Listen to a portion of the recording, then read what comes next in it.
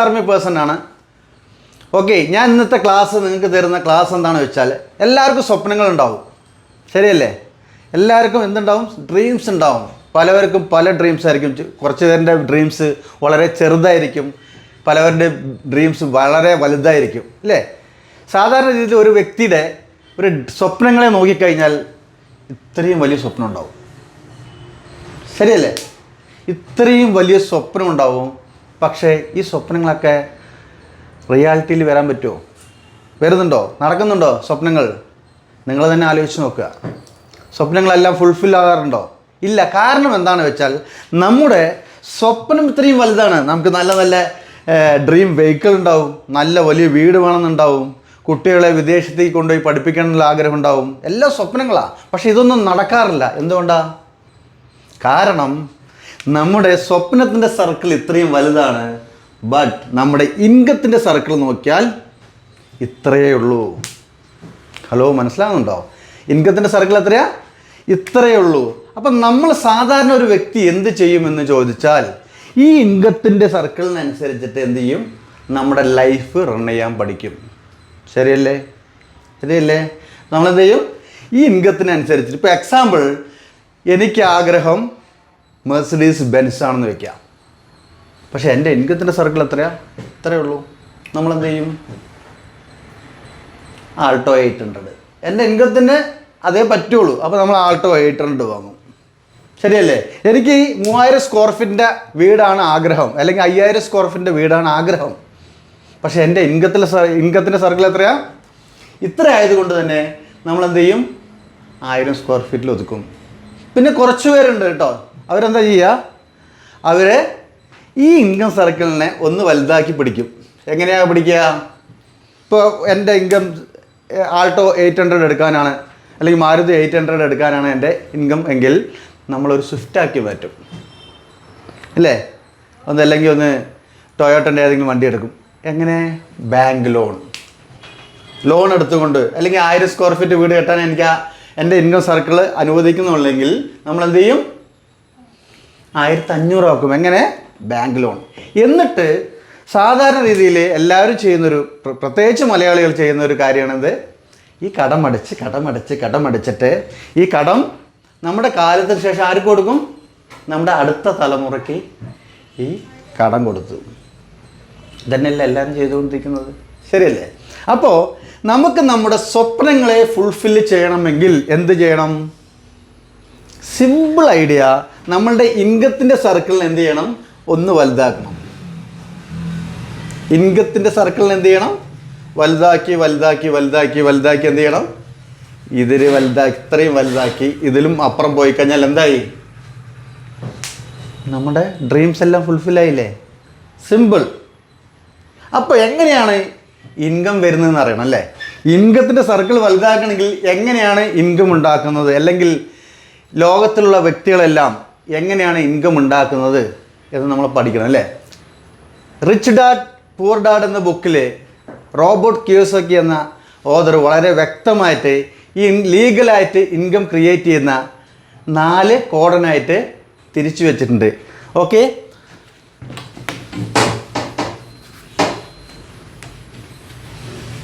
അതായത് ലോകത്തിൽ നിയമപരമായിട്ട് ലീഗലായിട്ട് ഇൻകം ക്രിയേറ്റ് ചെയ്യുന്ന 4 കാറ്റഗറി ആൾക്കാരാണ്. ഒന്ന് ESBI. ഇത് നമ്മൾ ലെഫ്റ്റ് സൈഡിൽ നിന്ന് വെക്കാം കേട്ടോ. ഇത് ലെഫ്റ്റ് സൈഡ്, ഇത് right side. Okay, clear? ES left സൈഡിലും BI റൈറ്റ് സൈഡിലും. ക്ലിയർ അല്ലേ? അപ്പോൾ E എന്ന് പറഞ്ഞാൽ എന്താ? E എന്ന് പറഞ്ഞാൽ എംപ്ലോയീസ്. എന്താ ഈ എംപ്ലോയീസ് എന്ന് പറഞ്ഞാൽ? വേറൊരു വ്യക്തിയുടെയോ വേറൊരു സ്ഥാപനത്തിൻ്റെയോ അണ്ടറിൽ വർക്ക് ചെയ്യുന്നവരെല്ലാവരും എന്താണ്? എംപ്ലോയീസായി. മനസ്സിലാകുന്നുണ്ടോ? ആരാരുടെ കീഴിൽ, വേറൊരു വ്യക്തിയുടെയോ അല്ലെങ്കിൽ സ്ഥാപനത്തിൻ്റെ കീഴിൽ വർക്ക് ചെയ്യുന്നവരെല്ലാം എംപ്ലോയീസ് എന്ന് അറിയപ്പെടുക. അപ്പോൾ S എന്ന് പറഞ്ഞാൽ എന്താ? Self employees. എന്താ ഈ സെൽഫ് എംപ്ലോയീസ്? സെൽഫ് എംപ്ലോയീസ് എന്ന് പറഞ്ഞാൽ വേറെ ഒന്നുമല്ല, അവർ സ്വന്തം സ്കില്ല് യൂസ് ചെയ്തുകൊണ്ട് അവർ ഇൻകം ഉണ്ടാക്കുന്നുണ്ടാവും. സ്വന്തം സ്കിൽ യൂസ് ചെയ്തുകൊണ്ട് for example autorickshaw driver, electrician, plumber, chartered accountant, advocates, doctors, ഇവരെല്ലാം എന്താണ് ഇന്ന് വേണമെങ്കിൽ പോവാം അല്ലെങ്കിൽ റെസ്റ്റ് എടുക്കാം അല്ലേ? അവരാരുടെയും കീഴിൽ ആയിരിക്കില്ല. മനസ്സിലാവുണ്ടോ? ലോക ജനസംഖ്യയിൽ 95% ആൾക്കാർ ആരാണ്? ലോക ജനസംഖ്യയിൽ 95% ആൾക്കാരും എംപ്ലോയീസ് ആൻഡ് സെൽഫ് എംപ്ലോയീസ് എന്നാണ്. അപ്പോൾ വെറും 5% മാത്രമാണ് ഈ റൈറ്റ് സൈഡിൽ വരുന്ന ഈ കാറ്റഗറിയിലുള്ള ആൾക്കാർ. ഇതാരാ ആൾക്കാർ? ബി പറഞ്ഞാൽ എന്താണ്? Business man. എന്താണ്? ബിസിനസ്. സാധാരണ രീതിയിൽ നമുക്കൊക്കെ ഒരു തെറ്റിദ്ധാരണയുണ്ട്. സാധാരണ ഞാനൊരു ചായക്കട നടത്തുന്നു, അല്ലെങ്കിൽ ഒരു ബേക്കറി നടത്തുന്നു, അല്ലെങ്കിൽ ഒരു പലചരക്ക് കട നടത്തുന്നു, എന്ത് ചെയ്യണമെന്ന് നമ്മൾ ചോദിച്ചു കഴിഞ്ഞാൽ അവർ പറയും ബിസിനസ് എന്ന് പറയും അല്ലേ? അങ്ങനെയല്ലേ പറയാറ്? പക്ഷേ അത് ബിസിനസ്സാണോ? അദ്ദേഹം ഒരു 6 മാസമോ 1 വർഷമോ അവിടെ ഇല്ലെങ്കിൽ എന്ത് നടക്കും?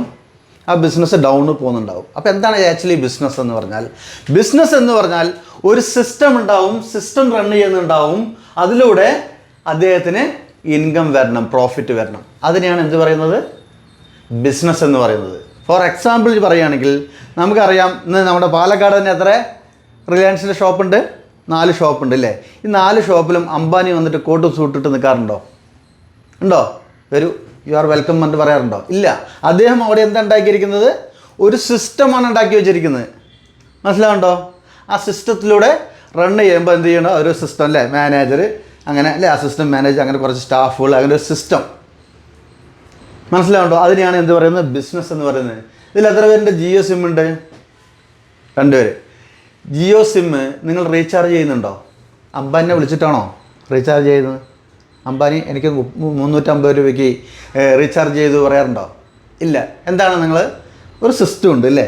ആ സിസ്റ്റത്തിൽ പോയി 350 അടിക്കുന്നു, ഓട്ടോമാറ്റിക്കായിട്ട് അംബാനിൻ്റെ പോക്കറ്റിൽ സം എമൗണ്ട് വരുന്നു. മനസ്സിലാവുണ്ടോ? ഇതിനെയാണ് ബിസിനസ് എന്ന് പറയുന്നത്, സിസ്റ്റമിലൂടെ റൺ ആകുന്നതിന്. ഓക്കെ, നെക്സ്റ്റ് ഐ എന്താണ്? ഇൻവെസ്റ്റേഴ്സ്. എന്താണ്? ഇൻവെസ്റ്റർ. എന്താണ് ഇൻവെസ്റ്റേഴ്സ്? നമ്മളെല്ലാം കേട്ടിട്ടുണ്ടാവും, മണി മേക്സ് മണി അല്ലേ? വലിയ വലിയ ആൾക്കാരൊക്കെ പറയുന്ന ഡയലോഗാണ്, മണി മേക്സ് മണി. പൈസയാണ് പൈസ ഉണ്ടാക്കുക അല്ലേ? അതാണ് ഇൻവെസ്റ്റേഴ്സ്. എവിടെയെങ്കിലും ഇൻവെസ്റ്റ് ചെയ്തുകൊണ്ട് ഹ്യൂജായിട്ട്, ഇത് ആർക്കാ പറ്റുക? ഒരു ഇൻവെസ്റ്റർ ആണെങ്കിൽ ആദ്യം തന്നെ എൻ്റെ കയ്യിൽ കുറേ കോടിക്കണക്കിന് പൈസ ഉണ്ടെങ്കിൽ എനിക്ക് എന്ത് ചെയ്യാം? എവിടെ വേണമെങ്കിൽ ഇൻവെസ്റ്റ് ചെയ്യാം. ഷെയർ മാർക്കറ്റിൽ ചെയ്യാം, റിയൽ എസ്റ്റേറ്റിലിടാം അല്ലേ? അതേപോലെ എവിടെയെങ്കിലും ബിൽഡിംഗ് വലിയ മാളുമാര് കെട്ടിയിടാം, അല്ലെങ്കിൽ ഇപ്പോൾ ഈ ബിൽഡിംഗ് തന്നെ എന്താണ്? ആരോ ഇൻവെസ്റ്റ് ചെയ്തതാണ്. ആ ഇൻവെസ്റ്റ് ചെയ്തതിൽ അദ്ദേഹം നാളെ ഇല്ലാതായാലും എന്താണ്? നമ്മളെന്ത് ചെയ്യും? റെൻറ്റ് കൊടുത്തുകൊണ്ടിരിക്കണം. വൺസ് ഇൻവെസ്റ്റ് ചെയ്തതിന് എന്താണ്? എന്നും മണി വന്നു. അതാണ് മണി മേക്സ് മണി പറയുന്നത്. അപ്പോൾ ലോക ജനസംഖ്യയിൽ 5% മാത്രമേ ഈ കാറ്റഗറിയിലുള്ള ആൾക്കാരുള്ളൂ. ബാക്കി 95% ആരാണ്? എംപ്ലോയീസ് ആൻഡ് സെൽഫ് എംപ്ലോയീസ് ആണ്. എൻ്റെ ചോദ്യം ഇത്രയേ ഉള്ളൂ. ഇതിൽ രസകരമായിട്ടൊരു കാര്യം പറയട്ടെ. ലോകത്തിലെ ടോട്ടൽ സമ്പത്തും എടുത്തു കഴിഞ്ഞാൽ ഈ 95% ആൾക്കാരുടെ കയ്യിൽ വെറും 5% വെൽത്തേ ഉള്ളൂ, പൈസയേ ഉള്ളൂ. ടോട്ടൽ സമ്പത്ത് എടുത്തു കഴിഞ്ഞാൽ ഈ 95% ആൾക്കാരുടെ വെറും 5% പൈസയേ ഉള്ളൂ. ഈ 5% ആൾക്കാരുടെ കയ്യിലാണ് 95% ഓഫ് വെൽത്തും ആരുടേതാണ്? ഈ ബിസിനസ്മാൻ അല്ലെങ്കിൽ ഇൻവെസ്റ്റേഴ്സ്.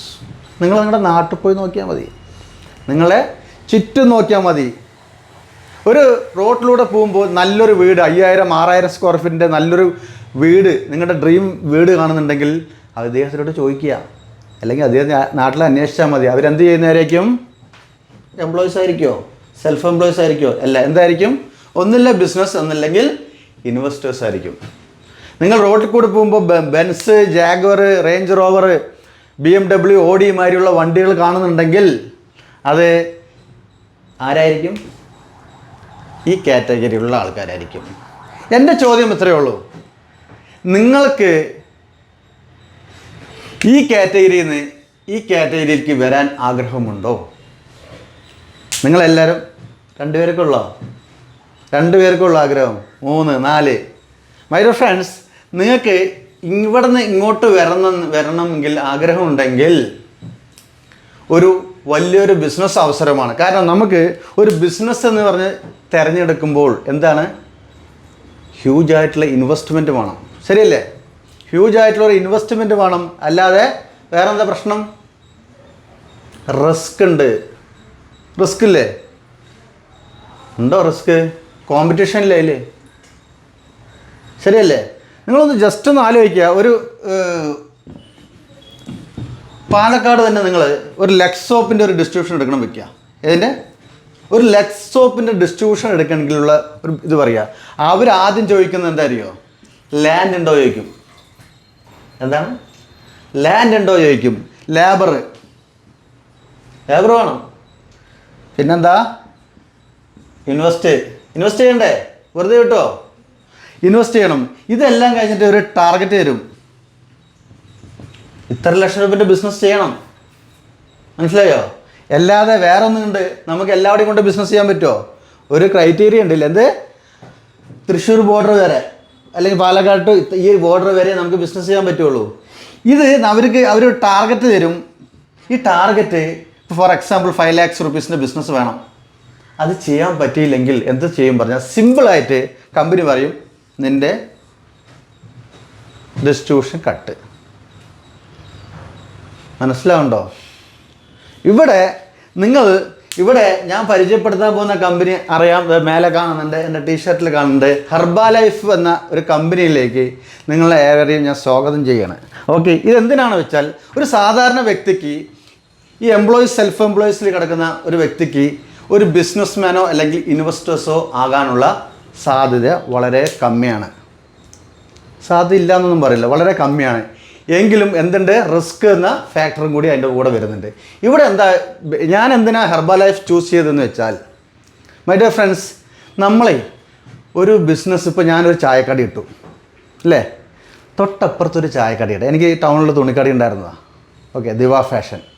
തൊട്ടപ്പുറത്തൊരു തുണിക്കട വന്നു കഴിഞ്ഞാൽ നമുക്ക് എന്തായിരിക്കും ഫീല്? ഓ, അവൻ രക്ഷപ്പെടണമെന്ന് വിചാരിക്കുമോ? മനസ്സ് തൊട്ട് പറഞ്ഞാൽ മതി. വിചാരിക്കുമോ? ഇല്ല. എന്താ നിങ്ങൾ ചിന്തിക്കുക? അയാൾ ബിസിനസ് ഒന്ന് പൊളിഞ്ഞിട്ട് എങ്കിലേ എനിക്ക് കച്ചവടം കിട്ടുള്ളൂ അല്ലേ? നിങ്ങളൊരു ചായക്കട കിട്ടും, തൊട്ടപ്പുറത്ത് ചായക്കട വന്ന് അങ്ങോട്ട് നിങ്ങളുടെ കസ്റ്റമർ പോയാൽ നിങ്ങൾ എന്ത് പറയും? പ്രാഗും അല്ലേ? പാലക്കാട് ഭാഷയിൽ പറഞ്ഞാൽ പ്രാഗും. ശരിയല്ലേ?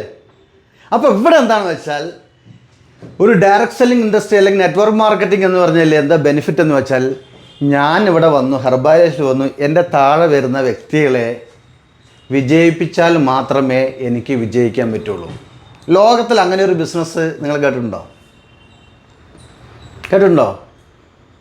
എന്തിനാണ് ഈ ബിസിനസ് തിരഞ്ഞെടുക്കുന്നത്? ഒരു കാര്യം, ഇത്രയും നിങ്ങൾക്ക് മനസ്സിലായോ?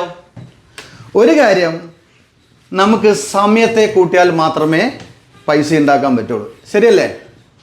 എന്ത് കൂട്ടണം? ടൈമിന് കൂട്ടണം. Time is equal to money. എന്താണ്? സമയത്തെ കൂട്ടിയാൽ മാത്രമേ പൈസ ഉണ്ടാക്കാൻ പറ്റുള്ളൂ. ഓക്കെ, അത് കൂട്ടാനുള്ള ഒരു മെത്തേഡും കൂടിയാണ് എന്ത്? ഹെർബാലൈഫ്. ഇപ്പോൾ ഫോർ എക്സാമ്പിൾ നമ്മുടെ താഴെ ഒരു 100 പേരുടെ ടീം വന്നു. 100 പേരും അവരവർക്ക് വേണ്ടി 1 മണിക്കൂർ വർക്ക് ചെയ്താൽ എന്തായി? 100 മണിക്കൂറായി. ആയി. ഫോർ എക്സാമ്പിൾ ഇത് ഞാനാണ്, എൻ്റെ താഴെ ഒരു 100 ടീം വന്നു വയ്ക്കുക. 100 പേരുടെ ടീം വരുമല്ലോ. വന്നു കഴിഞ്ഞാൽ 100 പേരും 1 മണിക്കൂർ ഈ കമ്പനിക്ക് വേണ്ടി വർക്ക് ചെയ്താൽ എൻ്റെ ടൈം എത്രയായി? മനസ്സിലായോ? ഇപ്പോൾ for example Palakkad care bakery ഉണ്ട് അല്ലേ? കെയർ ബേക്കറി 10 മണിക്കൂർ തുറക്കുന്നു, 1000 രൂപ പ്രോഫിറ്റ്. എത്ര? 1000 രൂപ പ്രോഫിറ്റ്. അപ്പോൾ അദ്ദേഹം എന്ത് ചെയ്തു? അടുത്ത ബ്രാഞ്ച് ഇട്ടു. അങ്ങനെ 10 ബ്രാഞ്ച് ഇട്ടു അല്ലേ? 10 ബ്രാഞ്ചും 10 മണിക്കൂർ തുറക്കും. എത്രയായി? 100 മണിക്കൂറായി. എല്ലായിടത്തും എത്ര കിട്ടും? 1000 രൂപ. 1000 അല്ല, ഞാൻ എക്സാമ്പിൾ പറയുന്നതാണ് കേട്ടോ. 1000 വെച്ച് കിട്ടുമ്പോൾ എത്രയായി? 10,000 രൂപയായി. മനസ്സിലായോ? ടൈമിനെ കൂട്ടണം. നിങ്ങൾക്കത് സാധിക്കുമോ? നമ്മളിപ്പോൾ ചെയ്തുകൊണ്ടിരിക്കുന്ന ജോലിയിലോ എന്തെങ്കിലും സാധിക്കുമോ? അത് ഇല്ല. ഇവിടെയാണ് നമ്മൾ ഡയറക്റ്റ് സെല്ലിംഗ് എന്ന ഒരു മഹത്തായ ഒരു ബിസിനസ് അവസരം. ഓക്കെ, എന്താണ് ഡയറക്റ്റ് സെല്ലിംഗ് എന്നും എങ്ങനെയാണ് ഈ ബിസിനസ് ചെയ്യേണ്ടതെന്നും എങ്ങനെയാണ് ടീമിനെ ക്രിയേറ്റ് ചെയ്യുന്നതെന്നും എന്താണ് നെറ്റ്വർക്ക് മാർക്കറ്റിംഗ്, എന്തുകൊണ്ട് ഹെർബാലൈഫിനെ ചൂസ് ചെയ്യണമെന്ന് ഞാൻ വരുന്ന വീഡിയോസിൽ വളരെ വ്യക്തമായിട്ട് നിങ്ങൾക്ക് പറഞ്ഞു തരുന്നതായിരിക്കും. ഓക്കെ, സോ നിങ്ങൾക്ക് ഞാൻ നേരത്തെ കാണിച്ച ഈ SBI ഇതിൽ നിങ്ങൾക്ക് എംപ്ലോയീസ് സെൽഫ് എംപ്ലോയീസ് എന്ന കാറ്റഗറിയിൽ നിന്നും ബിസിനസ്മാൻ അല്ലെങ്കിൽ ഇൻവെസ്റ്റേഴ്സ് കാറ്റഗറിയിലേക്ക് വരാൻ ആഗ്രഹമുണ്ടെങ്കിൽ താഴെ കാണുന്ന നമ്പറിൽ ഒന്ന് വാട്സപ്പ് ചെയ്യുക. നിങ്ങൾ താല്പര്യം ഒന്ന് മെസ്സേജ് ഇടുക. ഓക്കെ, ഒന്ന് എന്നെ ഈ നമ്പറിൽ ഒന്ന് ബന്ധപ്പെടുക. Okay, wish you all the best. Thank you.